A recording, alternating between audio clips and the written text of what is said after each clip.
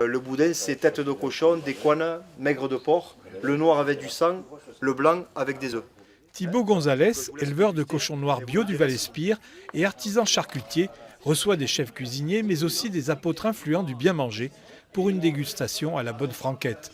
Après la grillade, les langues se délient, visiblement satisfaites. Quand je le goûte là, j'ai envie de faire, tu sais, en tapas, crack, poêlé d'un côté, poêlé de l'autre, juste saisi, tu vois, avec une réduction, avec un bon vin corsé de collioure dessus. Le goût reste en fait, le goût ne s'en va pas et la viande ne va pas rétrécir à la cuisson. C'est ça aussi la différence entre un produit de très bonne qualité, à l'occurrence ce cochon bio, qui est bien nourri, contrairement à un porc industriel qui va perdre de son volume et on va se retrouver avec une viande sèche.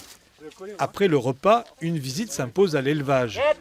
L'occasion pour le président de Slow Food 66, l'association internationale contre la malbouffe, d'enfoncer le clou en faveur d'une agriculture vertueuse. C'est-à-dire c'est le modèle, ça fait rêver sauf que c'est une réalité. Vous avez des animaux en liberté, nourris d'une manière intelligente et naturelle, et en plus avec une race qui fait partie des races ibériques, c'est-à-dire les races qui sont les plus adaptées à faire une viande savoureuse. Tout en fabriquant ses saucisses artisanales dans son atelier saloir, Thibaut ne décolère pas contre le récent rapport de l'OMS sur les dangers de la charcuterie qui seraient potentiellement cancérogènes. Ce qui me met un peu hors de moi, c'est que l'OMS englobe autant la charcuterie artisanale que la charcuterie industrielle, qui est surtout pleine de conservateurs, de colorants et je sais quoi d'autre.